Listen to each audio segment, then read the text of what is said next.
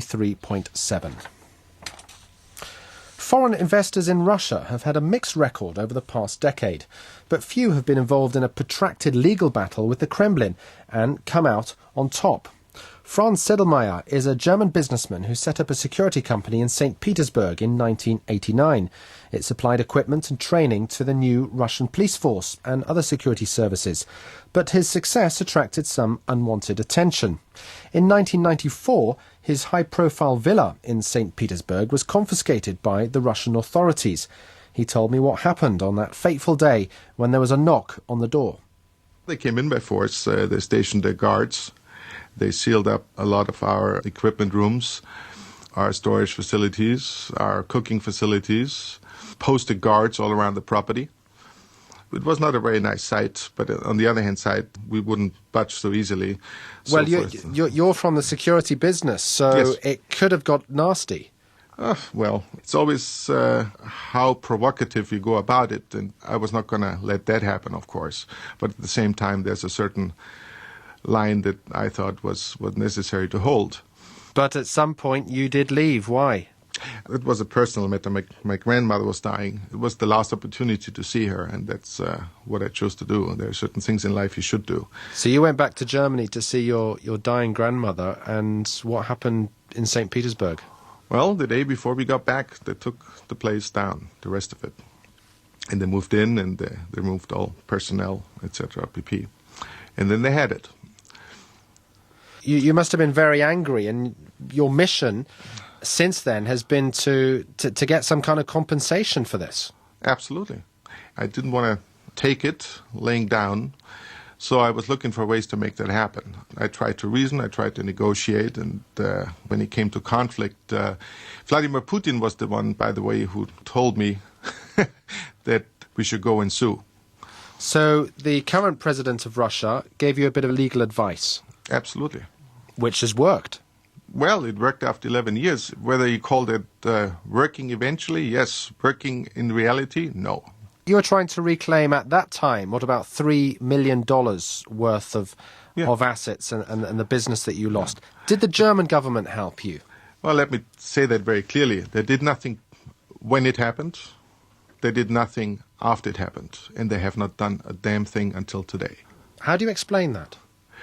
They prefer to select the diplomatic strategy to that effect that a little person like me should not jeopardize their relations with Russia. That's quite simple. But you may have been a little person in the German government's eyes, but you had some very useful contacts, didn't you, in the security world, the spy worlds. Just tell us how you use that network to get legal redress. You know, it's one of these good old boys things. One person knows another, and there's information to be had, and you go for it. You're very thankful for any help you can get. Your legal strategy was essentially to try and confiscate Russian assets in Germany. Give us some examples of how you tried to get some of that money back. First of all, I seized the overflight fees that Lufthansa pays to the Russian Federation for using their airspace. Then we confiscated the value-added tax return payments the Russian embassy gets back from the German Minister of Finance. Essentially, nothing really worked, just that we were a real hassle.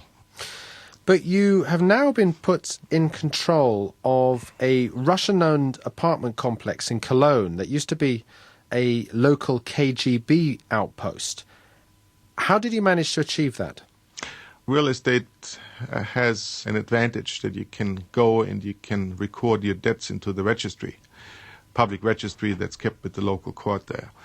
With the real estate of the USSR, there is a certain interesting situation that the buildings now are being re-registered in the name of the Russian Federation from what was the former USSR. And that's essentially what happened with Cologne.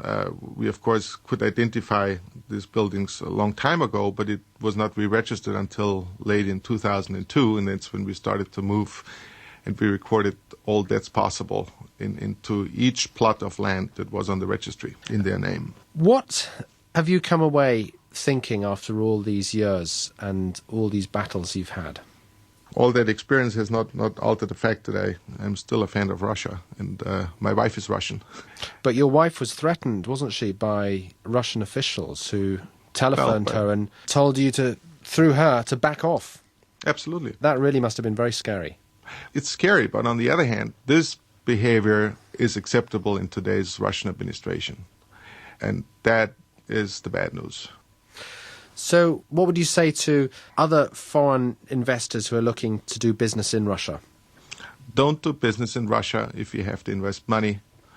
If you have invested your money, take your money and run. The views of Franz Sedelmayer talking to me from Munich in Germany. Now, the biggest